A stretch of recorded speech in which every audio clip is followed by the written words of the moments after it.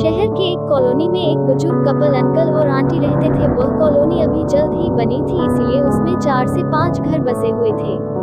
इनका बेटा इन्हें छोड़कर अपने पत्नी के साथ विदेश में रहता था, क्योंकि उसकी पत्नी ये नहीं चाहती थी कि वह घर पर रहकर अपने सास ससुर की मदद करे।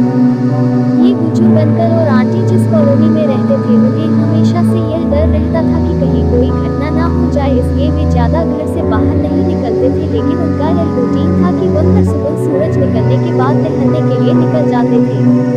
एक दिन दोनों रोज की तरह ही सुबह को टहलने निकले थे। उन्होंने देखा कि एक लड़का तेजी से साइकिल चलाता हुआ जा रहा है और उस साइकिल के पीछे एक फावड़ा बंधा हुआ था, लेकिन उन्होंने ज्यादा ध्यान नहीं दिया और चले गए।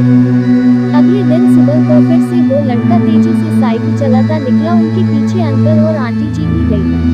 उन्होंने देखा कि थोड़ी दूर जाने के बाद वह लड़का एक पेड़ के पास साइकिल खड़ी कर दी। उसी पेड़ के पास थोड़ी सी खाली जमीन पड़ी थी और उसे वो खोदने लगा।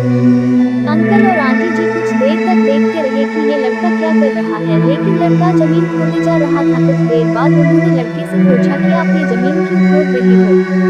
लड़के ने मुस्कुराते हुए कहा कि अंकल जी, मैं आप दोनों को रोज देखता हूँ, लेकिन आपको मुझसे डरने की जरूरत नहीं, और यहाँ जमीन इसलिए खोद रहा हूँ कि मेरी नई नौकरी लगी है। अंकल ने पूछा, कहाँ नौकरी लगी है, ऐसा कौन सा काम है जिसमें जमीन खोदनी है। लड़के ने कहा, मैं बड़े दिन से बेरोजगार था, फाइनली मुझे फार्म हाउस में काम मिला है और उन्हें ऐसे लड़के की जरूरत है जिसे काम करने का अनुभव हो, और मेरे पास कोई भी अनुभव नहीं है, इसलिए मैं रोज यहाँ फावड़ा लेकर आता हूँ और जमीन खोदने की प्रैक्टिस करता हूँ, ताकि जैसे ही नौकरी पर काम शुरू हो उसमें हमें निकाल ना दिया जाए। इसलिए रोजाना मेहनत कर रहा हूँ, कोशिश कर रहा हूँ।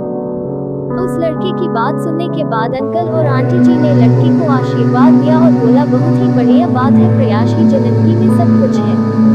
यह छोटी सी कहानी जिंदगी में बहुत बड़ी बात सिखाती है।